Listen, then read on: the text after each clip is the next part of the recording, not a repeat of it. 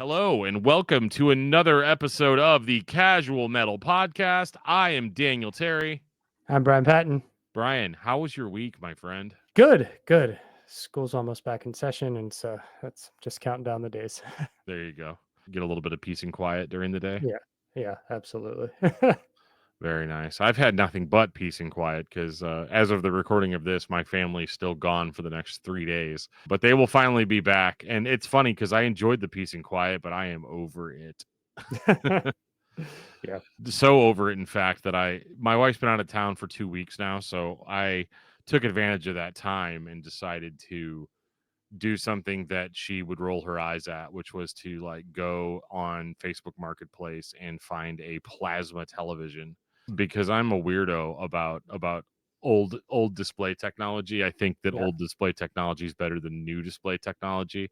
And it's hit or miss. Sometimes I'm right, sometimes I'm not right. In this specific case, I was not right. About an hour before this, I drove 15 minutes from my house. I picked up a 42-inch plasma television Oh, geez.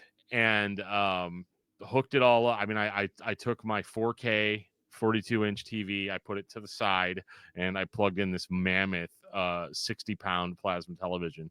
I plugged everything up. I plugged everything into my sound system, and I turned it on. And the screen was just showing like it showed a picture, but it was like green dots all over the place. And yeah, it was not playing nice with my PS5 at all. So Not I was ideal. like, I know that if I had a good plasma, it would have good picture quality. Yeah. It would look almost as good as an OLED, you know. Yeah. But yeah, I'll just have to keep trying. And now I'm gonna have to get rid of this paperweight that I have. But at least I didn't have to pay for it. Yeah. Anyway, speaking of things that happened this week, this Mastodon news, Jeez. totally out of nowhere. Brent had been in the news for weeks leading up to that, to the point Yeah. that whenever I saw the announcement, I just saw his name and just kept scrolling, and it took me a couple of seconds for it to sink in that he had passed away. Yeah. I mean, Um, I saw the headline, former Mastodon member dies. And I was like, is there a member of Mastodon that I'm not remembering? Because surely it's not Brett, but it was. yeah, that Yeah. just that hit really fast. I mean, there's an alternate reality if that had happened sooner that we'd be talking about Mastodon this week. Yeah. And maybe we will next week. I think that I, probably should be the play. I think that Um, tracks. yeah, because I could definitely talk about some Mastodon anytime. It sucks that it's under these circumstances, but on the Megadeth side of things, which if you guys are here after that first 3 minutes, hats off to you. Part of the reason why I've started this podcast was because I like to talk. I miss talking to my friends once a week. So it's Yeah. important for me to ask Brian how his week went and, that sort of thing. With Megadeth, though, not quite as sad of an announcement, but still a sad announcement that Dave Mustaine said that he's going to put one record out, probably tour on it for 100 years, but then Megadeth will be no more. He's officially hanging it up. Yeah. What the big controversy with the announcement of Megadeth hanging it up is the video announcement, the AI video they released. What are your thoughts on the video?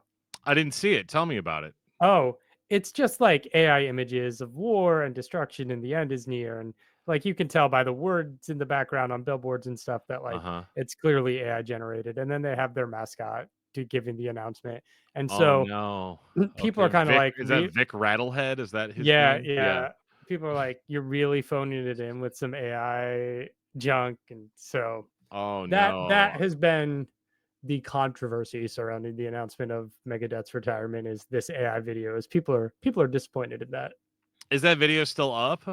Oh yeah, I'm sure it's on Maybe their I'll YouTube. make I'm a sure.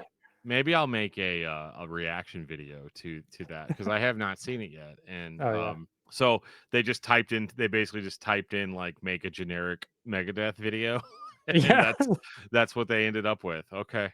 yeah. Uh huh. That's crazy. Yeah, I'll have to watch that. But Oh I'm yeah. going to focus on things that feel good and true to me, and that is Megadeth's fourth album, Rust in Peace, which Yeah. is in my mind, and I think like in a lot of people's mind, is one of the quintessential thrash metal releases Yeah. of all time. So I'm going to do that thing that I do every episode. I'm going to ask you, Brian, what is your introduction to Megadeth as a band and to Rust in Peace as an album. I mean, quite like the Metallica episode, it was VH1 behind the music. It was Dave on the Metallica episode, and then Megadeth got their own episode. But I think by the time I got to Megadeth, I was just aware of metal and metal culture. And I don't really know when or how I acquired and came across these Megadeth albums and what in what order. It's mostly just going to the UCD shop, buying the albums that are there. Um, Right.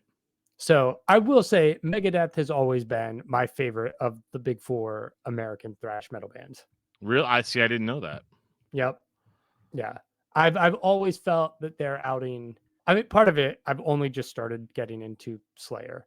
Um, so that's like a new thing for me. But like if it's like Metallica and Megadeth, I have found that I've enjoyed Megadeth's discography a lot more, and I find the releases to be stronger and more creative on a whole. Interesting. Okay. That is not a common opinion. I respect it though. I respect it. So hearing Rust in Peace for the first time, was there anything special with that, or was it just like you're checking it out as you check out a whole bunch of Megadeth? I think it's just checking it out as I'm checking out a whole bunch of Megadeth. It's fascinating to go back to listen to this record because I think kind of like Metallica, right, where James's voice is kind of aged very well. Dave's voice is aged poorly, I think. Like, Well, I mean, yeah, yeah. I mean, there's no and Dave nice is way to say it. not the strongest singer to begin with. But I was like re-listening. It's just like, man, Dave's vocals are phenomenal on this record. This record is so like clean and like bright and nice sounding. Yeah. Yeah, they pulled the best performance out of him. I think this album and their next one after it, Countdown to Extinction, is like their best era, like the Yeah. 1990 to 1992. And a lot of that, obviously I'm gonna give Dave Mustaine a lot of credit, but like this was their classic lineup era. Oh yeah. Right. So you've got Dave Mustaine, obviously, Dave Ellefson on bass, Marty Friedman on guitar, Nick Menza, RIP, on drums, Yeah. and this was just, they were an absolute powerhouse at this stage. And Rust in Peace was like kind of the first gathering of that, what I would consider to be a perfect lineup. Yeah. There was just some sort of fire in the air. Yeah. And yeah, you're right, they pulled the best vocal performance out of Dave. It's weird because I have not heard this album not remastered. Hmm. I've only heard the remastered version because I did not Okay. like, well, I guess I can get into it. Yeah. So my first introduction to Megadeth was my friend Josh, who got me into Metallica as well.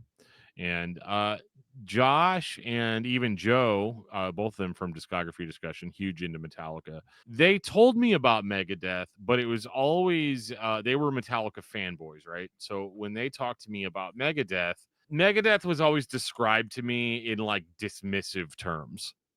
Hmm. Oh yeah, and then Dave went off and started his own band, but it's not as good as Metallica, right? So like I probably spent the first like 13, 14 years of my life thinking that Megadeth was some bad band. you know, um, which is crazy, which is crazy now, but like I really did have that impression for the longest time that like, oh yeah, I thought that Megadeth was just like a solo project of Dave Mustaine, which isn't like too far from from reality. I mean, yeah. Yeah, but so I heard Rust in Peace finally at a show, at a metal show. Hmm.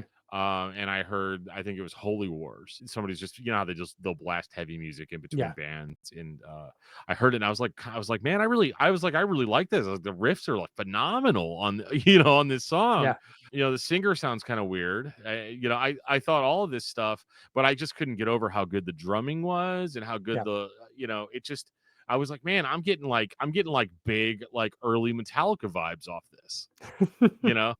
Again, just saying it so innocently, not knowing, Yeah. even knowing. And finally, I asked the guy next to me. I was like, dude, what song is this? He's like, are you serious? He's like, this is Holy Wars by Megadeth. And I was like, this is Megadeth? Like, are you kidding me? Like, he's I like, had no yeah, idea. yeah. He's like, yeah, calm down. What is your problem? It's like, dude, I was like, this is like one of the coolest bands I've ever heard. And so I immediately went out and I got Rust in Peace. But again, this is like after the 2000s because this record's been remastered like a billion times. Yeah. So yeah, so the version of it that I got was the 2004 remix remaster. and it had bonus tracks on it, like demo versions of like Yeah. Polaris, Holy Wars, that sort of stuff. So I've never heard the original version, but I have heard people swear that like, oh, the remaster completely ruined it and all Mm. that. But I mean, if ruined it, if they, I don't know what they mean by ruined it, because I still found it to be massively enjoyable. Yeah. Like you said, Brian, everything sounds clean, everything sounds bright, it's in your face, it's immediate. Mhm. And Dave's lyrics are so all over the place on this record. Oh yeah. It is amazing. I mean, we go from songs about, holy wars, obviously, into songs about UFOs. Yeah. It's just all over the place. I think we go in the span of just like a few tracks. We go from Holy Wars to UFOs and Hangar 18, Take No Prisoners. And then you go into five, then we're talking about Five Magics and witchcraft. And like we're hitting like the checklist of heavy metal topics that you have to Yeah. make sure that you hit on every record in order to be the greatest metal band of all time. Yeah. I don't think Dave gets enough credit for how interesting and well composed a lot of his lyrical material is, like, Yeah. especially on those early records, especially Rust in Peace. Like, I mean, Holy Wars is a prime example of a great song, and you just go through it, like, there's really solid lyrics throughout the Megadeth discography, and especially this album. Like, yeah, that he can cover so many different topics, and like it's phenomenal. Yeah, and the sarcasm. The Yeah, sarcasm is what gets me. It's just like the military intelligence, two words combined that can't make sense. It's yeah, like, yeah, like this was during his like absolute, the military is evil, and like it was him against the world in this record. Like for he's not whatever wrong. reason, he's not wrong. He wasn't wrong in the 90s. I don't know what he thinks now, because I Yeah, know wow. a lot of his perspectives on that stuff has shifted a lot, but Yeah. back in 1990 on Rust in Peace, I mean, it was Dave versus the world, Mhm. and you can feel that. So, do you have any standout tracks on Rust in Peace? And you're I not mean, allowed to just say the whole album, because that's yeah, yeah. No, I've always loved the guitar solos on Five Magics. It's phenomenal stuff. I really like Tornado of Souls. I think Dawn Patrol's kind of a, like, not great track, and I think the title track, Rest in Peace Polaris, is also not my favorite song on the yeah. album. Um, but other than that, like, yeah, I mean, Five Magics and Tornado of Souls are the two standouts to me always. Yeah. I similars. I really love Five Magics. Take No Mhm. Prisoners though is Oh yeah. one of my favorite. It's just so I can never like, even now I'll find myself if I'm having a bad day or I'm frustrated, just take no prisoners, take no shit. Like just Yeah. really like really getting in there. Mhm. Hangar 18 I have always loved, just because it's Dave taking a riff that I already know and making it into something totally different, and Yeah. having a totally different vibe. Yeah, and Holy Wars starting the record out at like 6 minutes of just pure absolute thrash, in your Yeah. face. And one thing that I really liked about Megadeth in this era too is that like, yeah, like Tornado of Souls is so good because these songs are still catchy. It has that, Mhm. like, even if it was never publicized, you can tell that Dave sort of came from the same creative space as bands like Metallica, because Yeah. there is a inherent catchiness to everything that he did back then and even now. I mean, I'm not as big of a fan of newer Megadeth, and it's probably very obvious by some of the things that I'm saying, but like back in 1990, it's like he could just write songs that were Mhm. immediately catchy and immediately interesting without really putting that much effort into it. Yeah. And Holy Wars is probably the probably my penultimate song, even though it's the first track on the album. But it's not like, yes, it's the best track and then it's all downhill from there. Like it's all very, very good. Yeah, but I mean, even like if I take new Megadeth and new Metallica, if I just go like 90s to now Megadeth, 90s to now Metallica, I mean, that discography gap is huge in my opinion. Sure, yeah, no, Like, I mean, yeah, you're not wrong. Megadeth is still recognizable as Mega, like yeah, in, yeah. Because I mean, they really, I mean, Risk, which I'm not going to get into here, but like Risk is was definitely my big disappointment moment with Megadeth. But pretty much sure, everything before and after that, like they course corrected very quickly on that, I think. yeah, But yeah, so Dave's vocals, I want to get into that a little bit. he sounds so good on this record. I think the producer is listed as Mike Klink. Yeah. Whatever Mike Klink. Let's see if who did the one before this one. So far so good, so what? Because I don't really like that Paul record Lani. as much. Polling. Okay, gotcha. Because I think that on Rust in Peace, I think Mr. Mike Klink pushed Dave to be a little bit less one take on Yeah. everything. Because you can because so far so good, so what I didn't like about it was that it was like almost a punk record. Yeah. It like he really did not give a crap at all about like, how it was gonna sound. Because I think early Dave Mustaine was very like, as long as the riffs are good, that's all that matters. Yeah. And you can see that sort of that mindset all throughout his career. But this is probably my favorite singing performance from Dave I, Mustaine. I think so. I always look back on Rust in Peace and wonder, like, do you think that Megadeth would have had a different career trajectory had this record come out in like 1986, 1987 versus 1990, where metal was kind of starting to fall off? Yeah. Probably it probably would have garnered more recognition because if I just look at the big four records around that time, right?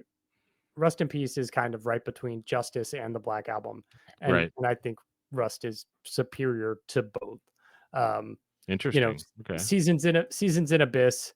Um, it's a great record, but it's another Slayer record, and I say that with all respect. I was Like gonna say, I there's don't know if I nothing. agree with that. I really like Seasons in the Abyss, but yeah. And then Persistence of Time, which I think is one of the better Anthrax records. But if I listen to that next to Rust in Peace, I'm like, it's not even close on the production and musicality scale. Like, Right. so, you know, yeah, I think if you come out the gate with something like Rust in Peace, but he had to take that time to find the lineup. I mean, Right. the rumor is he asked Diamond Vinny to join Megadeth Yeah, I remember before that. Rust in Yeah. Peace. Like, can you imagine like that would have been weird as shit. Pantera Death. Yeah. Like, Like that would not have gelled and created the same record. So you have to go through that process and you get Marty Friedman and like so I think for Dave to get to that point of finding the band to create something so classic, like it just took him more time. It wasn't lightning in a bottle like Metallica. yeah. I mean, Dave's not an easy guy to work with. Like, Sure. Well, yeah, and if you're gonna ask the Abbott brothers to come and and be, yeah, you can't have two very strong creative forces coming together yeah, like that. yeah, Yeah, I think I always just thought it was interesting because I felt like a lot of the big thrash bands were kind of like, I wouldn't say they were on the decline. Like nobody's saying that Metallica was on a decline after yeah, Justice, right? Or that they or that Slayer was on a decline in Seasons in the Abyss. They were keeping pace, but I think it's interesting seeing Megadeth kind of come in with what I would think would be like their master of puppets. You know what I mean? Like yeah, their big breakthrough, while all of the other bands in their scene were, again, they weren't floundering, but they were not putting out their seminal landmark records yeah, those yeah, years. And yeah, I always just thought that was it was a strange timing thing with Megadeth. yeah, yeah, for sure. But I think they're all those bands have stood the test of time, and I think like Megadeth is the I guess they're the B if Metallica's A, but I mean you could say 1 and 1A, right? Like Yeah, because I think it's hard, because again, I grew up like thinking that Megadeth sucked and that they were B team and all this stuff, and then I actually hear Megadeth, and I'm like, okay, so most of that was completely unfair. You know what I yeah, mean? Does Megadeth have a mega hit like Enter Sandman? No, yeah, right? But I don't think that they need that. And I think that there were a lot of years later on in the career where,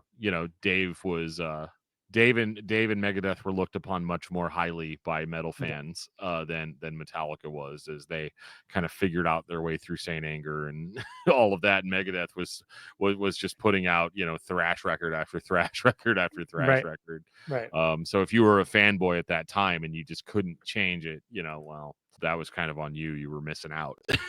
Yep. So I was reading on the Wikipedia page earlier this week that the opening song "Holy Wars" was inspired by the Northern Ireland conflict, which took Yep. place in the obviously late '80s, early '90s. And he found out that they were selling bootlegged Megadeth shirts. Yeah.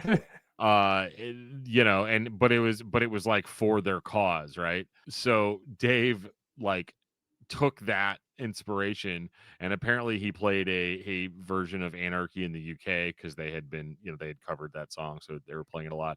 It ended up causing a riot where the band was like pushed off stage into a bulletproof bus. And yeah, that was just really interesting to me that like that was kind of what kickstarted one of the most famous Megadeth songs. Like it's Yeah. always a wild story. Yeah. Yeah. Yeah, I hate to cut short, but that's kind of all I've got on Rust in Peace, because it's one of the you have a record like this and it's like I don't have criticisms for it. You know what I mean? Yeah. It's one of those things where it's a lightning in the bottle type of record, and for me, it's a record that I'm going to continue to revisit for years and years and years to come. Yeah. I mean, revisiting this record this week just reaffirmed my love for Megadeth. Yeah. That's it. 100%. Yeah, no, I definitely want to keep it casual. I don't want to push these longer than they have to go, or could before we start repeating Mhm. ourselves. But yeah, obviously anybody that's tuned in to watch this or listen to this, we all know Rust in Peace. We all love this record, and Mhm. I'm glad that we were able to kind of celebrate it together.